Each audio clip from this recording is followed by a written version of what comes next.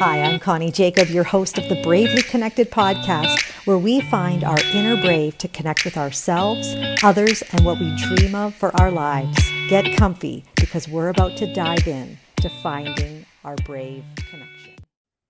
Welcome to the Bravely Connected podcast. I'm your host, Connie Jakab, where I show up with tools every week so that you can bravely connect with yourself and bravely connect with others. This week's episode comes from a webinar that I did this week on boundaries. Now, I don't take the normal slant to boundaries that most people do.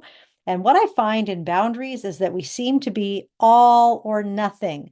Well, I'm going to show you a different way than being all or nothing in your relationships and to be able to have healthy boundaries. And when do we cut people out? When do we need to put up a wall? Boundaries is what you put in place when you want to stay connected to someone. Walls is what you put in place when you need to put up a wall of protection. Wisdom knows which one is needed when. In order to know that, I need to know my inner world. And so I can't wait to dive in and share with you the recording of what I did this week. And I hope that it will help you. Boundaries, here we go. Tonight, who I was thinking of is if you find yourself not knowing how to set boundaries, or you're just not sure what they should look like, or if you're feeling like people are walking all over you, or if the holidays are hard because of family. It's always kind of fun. Or have you been feeling confused in your relationships, or you're not sure how to properly advocate for yourself, or you feel like you're walking on eggshells, or you're going on holidays to Mexico, or you're having to host a whole ton of people. So tonight I want to start with this statement right here. You are a powerful person who has the power to make powerful choices. Now, a powerful person sounds like a domineering person. It sounds like someone who might take charge, who might overrule everyone. But that's actually a powerless person. A powerless person tries to control, tries to dominate.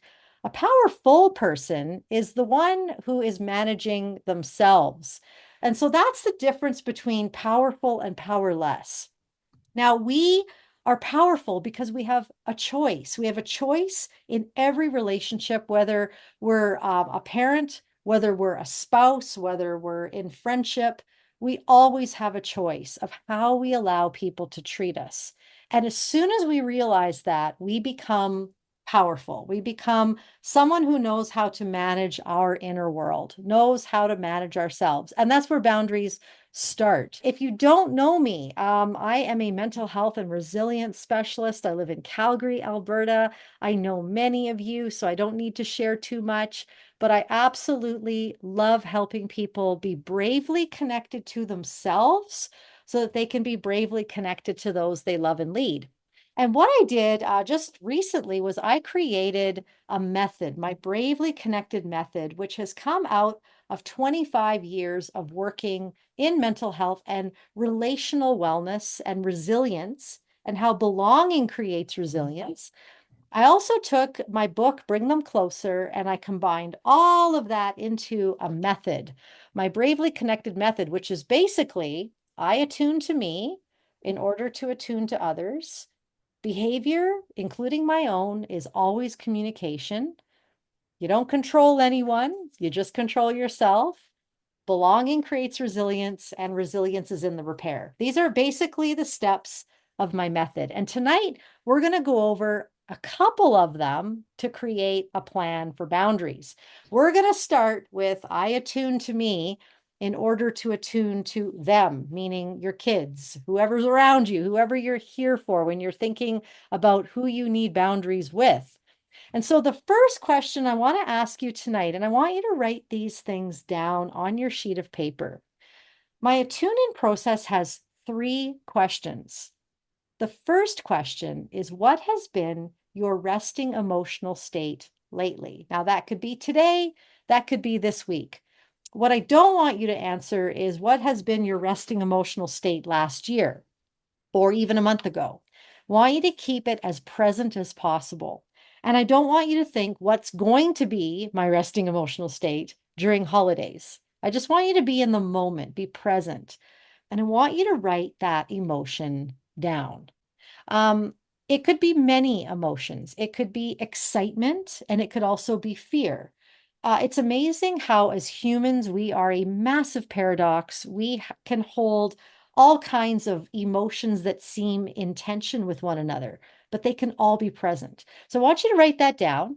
And then I want you to write down, what does that emotion sound like in your mind as a sentence? So, for example, as of late, I would say my biggest emotion has been worry. We have a lot of things going on, a lot of things moving around in our lives.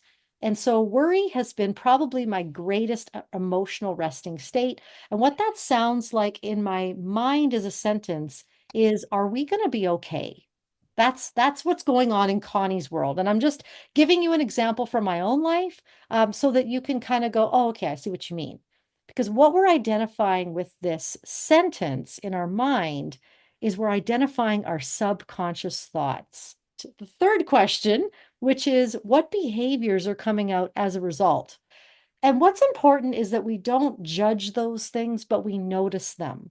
We're not here to shame ourselves. We're just here to be a curious person, noticing what's going on inside of us. And so my resting emotional state of worry, sounding in my head like, oh, are we going to be okay, puts me into a behavior of overdrive.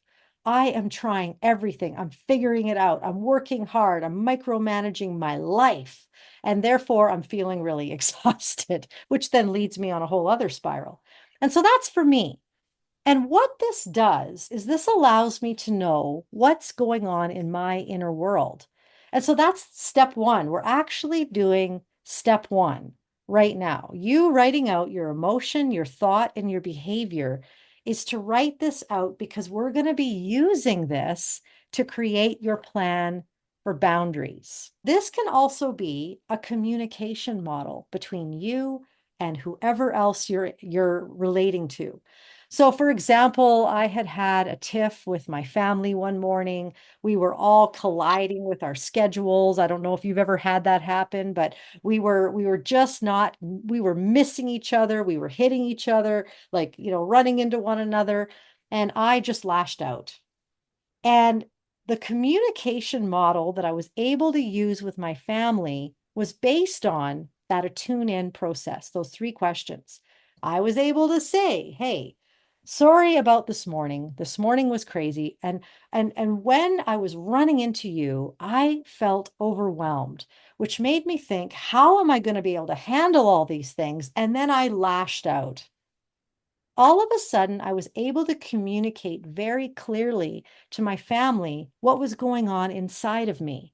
And now all of a sudden, it was clear. There was a clear line of communication. And this is important in any relationship, because as soon as we can name what we felt, what we're thinking, and the behavior that came out, and we can communicate that to someone else, well, now we have a hope of connecting with them.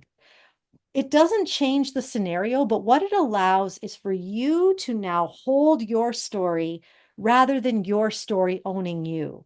Now you're in control, which leads me to the next step in this boundary creation is, I don't control anyone, but knowing what my inner world is like, I'm managing me.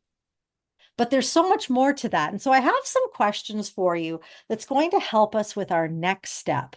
And that is to identify what we can control. What can we control? So, what I'm going to do is, I'm actually going to give you 1 minute. I'm going to put my timer on. And I just want you to brainstorm as much as you can in 1 minute.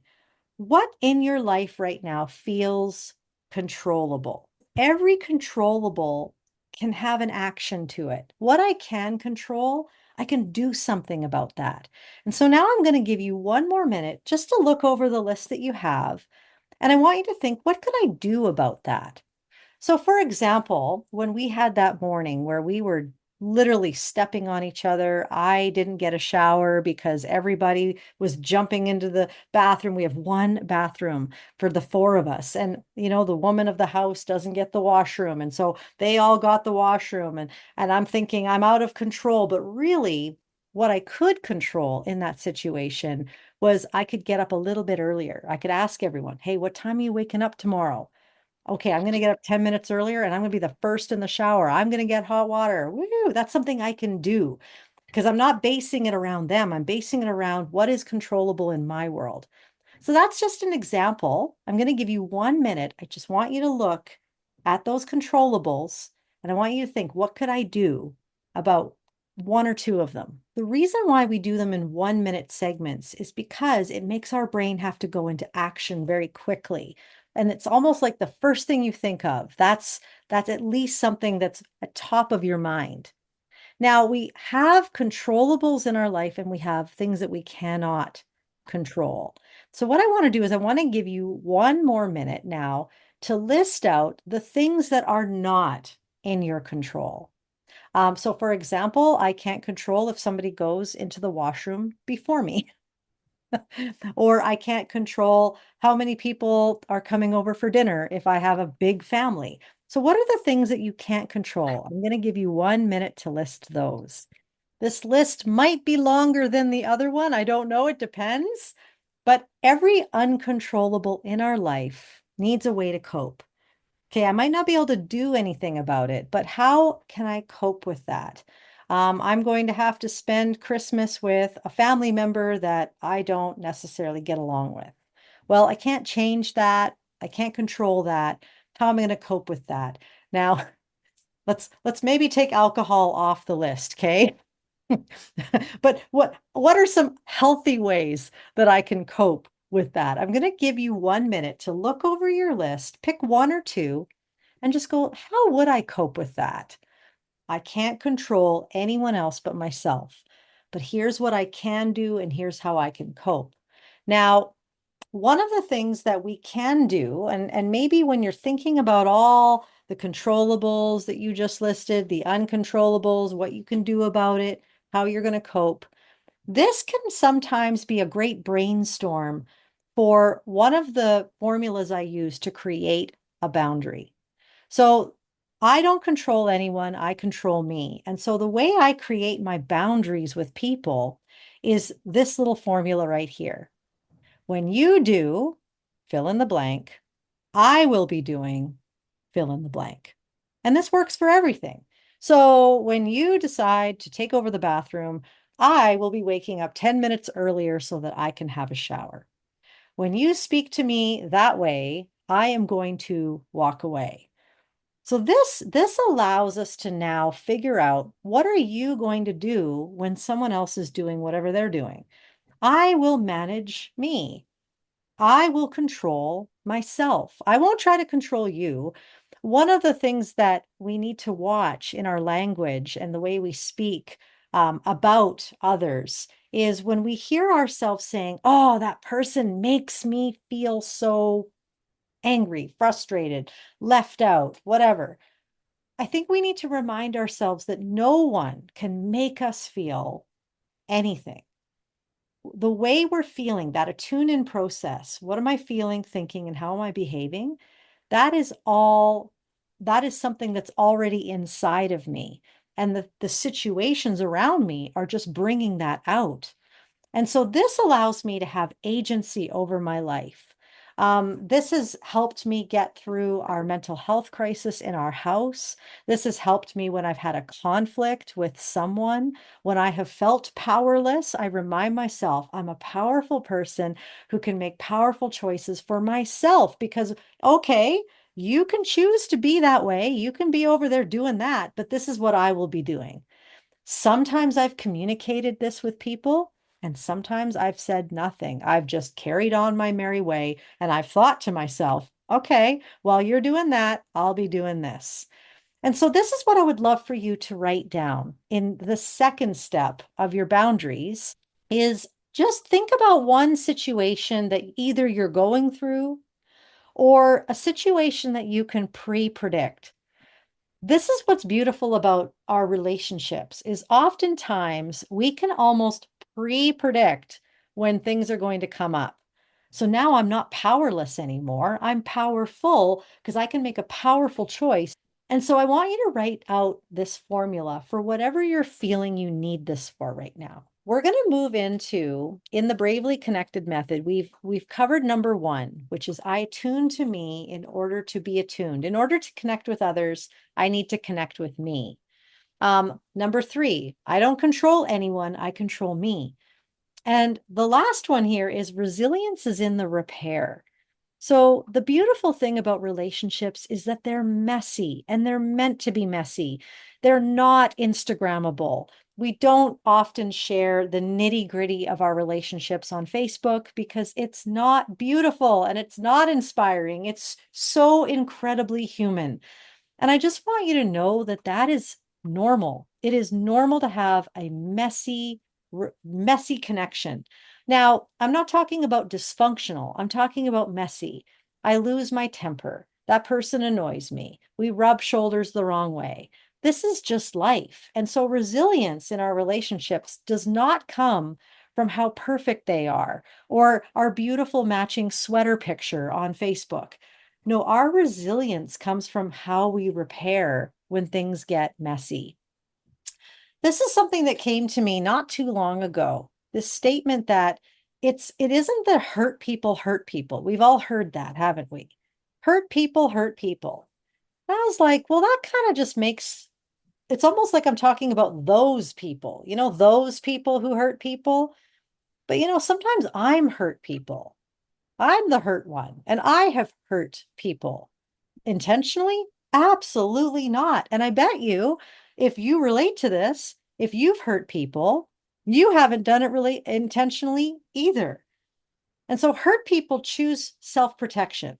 That's what's happening. When somebody hurts somebody else, it's because I am going to choose self-protection rather than connection in this moment. And the problem when hurt people choose self-protection at all costs, that hurts other people because it destroys relationships.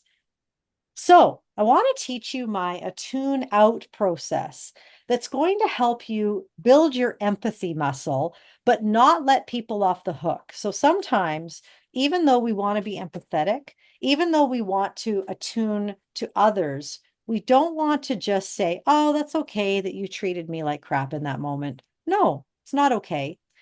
But I do need to learn how to ask myself 3 questions in order to bring me to my empathetic muscle and then be able to create a boundary based on that. So I want you to be thinking right now about a person. While you're doing this, I'm going to be doing this. Well, what are they doing? So for example, maybe someone's talking back to you or they're being passive aggressive. That could be the behavior that I'm noticing. Then I want you to kind of dig underneath that because remember, behavior is communication. All behavior is communication. My behavior is communication. So I want us to, without being presumptuous, which I guess we are, I want you to imagine what could they possibly be thinking. Now, we'll never know what another person is thinking, but we can start to make an educated guess. And there's nothing wrong with that as long as we know I don't want to be presumptuous. And so, for example, if someone is giving me passive aggressive behavior or they're being sarcastic with me, what could they be thinking? Maybe they're thinking, I am having a really hard time knowing how to communicate with you. So I'm just going to be subtle. I'm just going to give you some jabs under the carpet. I'm just going to, so hopefully you'll catch my vibe so I don't actually have to tell you what I'm thinking because I hate conflict. So just want you to write down what could they be thinking? And then the last question is what emotion do you think could be attached to that behavior and that thought? So, for example, if someone's being passive aggressive with me or sarcastic, they might be thinking, oh, I hate conflict. So I'm just going to be like under the carpet, really vague, but, catch my vibe so I don't have to be clear and kind because I don't want to do that. The emotion to that, it could be shame, embarrassment, don't want to get it wrong, that type of feeling. And when it comes to human relationships, we do not, if we try to connect on a behavior level, whether that's parent to child, whether that's employee to employee or boss or just relationship in general, if we try to connect on a behavior level, we will always create disconnection because I will always misjudge your behavior and you will misjudge mine. And the times we get it, hooray! But there's so many times we'll miss each other because we are meant as human beings to connect on an emotional level. Doesn't mean that we are emotional, like up and down all over the place. It just means that I'm going to connect with you from that place of shame rather than, oh, again, passive aggressive, she's so annoying. She never tells me straight. If I can get to the emotion, there is a chance for us to connect. And I can create a boundary. Maybe this person will never change, but I can create a boundary based on this rather than just based on outer behavior. And so that's step number 3 in our plan. So just remember, step number 1 is knowing where I'm at, right? A tuning in. What's my emotion? What's my thoughts? What behaviors are coming out of me? Because in mental health, this is called differentiation. Your mood is your mood. My mood is my mood. And I know how to separate those. Have you ever walked into a room and you have caught the mood of everybody else? Right? You walk in and you're like, whoa, there's a really like harsh vibe in here. That's not woo woo. That's not weird. That's actually science. Your brain is wired to connect with all the other brains in the room, and all the emotion is creating an environment. And so, if I don't know what my emotion is, then when you're angry, I might feel angry too. But if I know what my emotion is, I can separate myself and I can become a powerful person who makes a powerful choice for myself rather than reacting to you. The second step, remember, was when you do this, I will be doing this. That's me controlling me. I manage me. And then step 3 is to know what could possibly be going on with this other person. What's their emotion? What's their thought? What's their behavior? Now, this can also be a communication model. Now, again, we want to be very careful that we don't become assumptive. So, for example, I might say to this person, hey, I noticed that you weren't being very direct with me in your communication, which made me think that maybe you have something you want to talk to me about.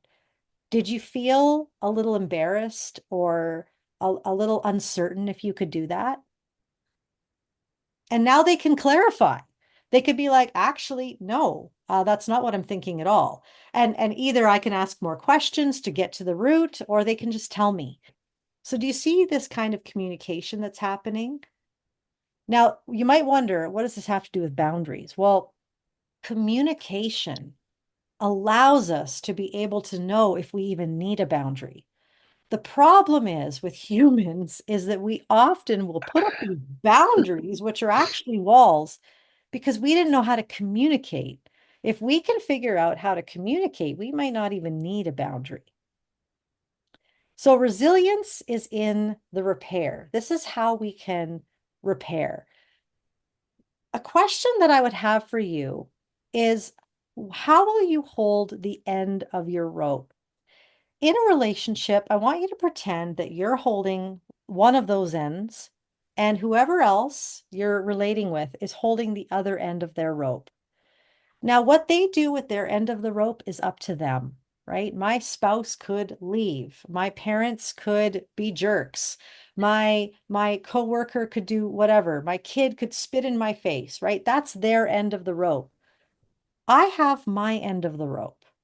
And the question is always how am I going to hold the end of my rope? Okay? So do you see the difference? There's always a different answer when it comes to the different relationships. Sometimes, if we're in a work environment that's toxic, how I need to hold the end of my rope is I need to resign. I need to get out of there, right? I don't need to hold the end of that rope anymore. Do you see how it's different? We can create a boundary or we can build a wall. Neither of these are wrong. In relationships that are worth protecting, that are worth fighting for, you want to build a boundary. You want to learn how to have good communication and healthy boundaries. Walls are reserved for people who really should not be in our lives, or at least they should be a little farther away in our lives, keeping them at a distance. You get to choose which ones those are. And a lot of times we don't think we get to choose, but we do. We even can choose with the people who are the closest to us. Think about your family for a moment. Christmas time, you have to bring these people in. Well, you get to choose what that looks like. We often have to put up the biggest boundaries with the people who are closest to us. But I had a powerful decision to make a choice in those moments of what I was going to allow in my life. A way that we can think about this, and especially with our kids, especially with the ones closest to us, is let people own their decisions. Letting people own their decisions means that I'm not making their problem my problem. I have my own problems. The best way I can describe this, and you can relate this however you'd like, is the type of parent where the kid comes home and says, I have a science fair project due tomorrow. I need to go to the dollar store, and it's 8:55 p.m. and it closes at 9. It's like, what are you going to do about that, mom? It's like, well, actually, what are you going to do about that? Because I've passed grade 3. I've done my science fair project. I did my time in school, and now this is clearly your problem. What are you going to do about it? And so we need to let people own their decisions. We also need to stop expecting people to create belonging for us. Belonging does not come from other people. Belonging actually starts right in here. I'll never forget the morning that I was sitting having my quiet time, because that's how I start my day. And I just remember just feeling this overwhelming sense that I belong. And up until then, I struggled. I always felt like I didn't fit. I always felt like a misfit. I walked into rooms and I would put out that I'm a misfit, nobody likes me vibe. And then I would wonder why I felt that way by the end of the meeting. Or I would constantly be looking around, who's going to say hi to me? Who's going to make me feel welcome? But when I had that experience of I belong, I had this realization that I am a powerful person who can make powerful decisions for myself. And when I walk into a room, I just already belong. And now I'm going to make decisions and I'm going to relate to people based on that. I'm going to create my boundaries based on the fact that I already belong, rather than I have all these walls or all these things around me because I expected you to be there for me and you weren't there for me and you didn't call me back and you looked at me funny and all these things. And I've got all these walls now around me because I was expecting others to create that for me. But the only person who can is me. And even to be honest, I don't even put this on my own spouse. I've been married to my husband for 25 years. And I think for so many years of our marriage, I was expecting him to make me feel like I was worthy, like I belonged. That's not his responsibility. And a lot of times we have this all or nothing mindset. It's like you're either in my world or you're cut out. But I like to look at my relationships more like this bullseye. And in the center of my bullseye are the people who are the closest to my heart. Those are the people who are there for me through thick and thin. They know my weaknesses and they still love me and they celebrate my strengths. These are my ride or dies. And sometimes, if I can be honest, my ride or dies, those people closest to me have hurt me, and instead of casting them out and just being like, cut off, I have just put them in the outer ring. So the outer ring are the people who really just should not have access to you. Now, maybe sometimes that means they're cut out. There are people who deserve to be cut out. But sometimes there's people who just rubbed us the wrong way, or we had a rupture and it changed things. And now maybe instead of the inner circle, maybe they're kind of just put a little bit out here. That's where I have put my family. And it's sad and what the emotion I feel over it is grief. And the thought that I think is I wish it was different.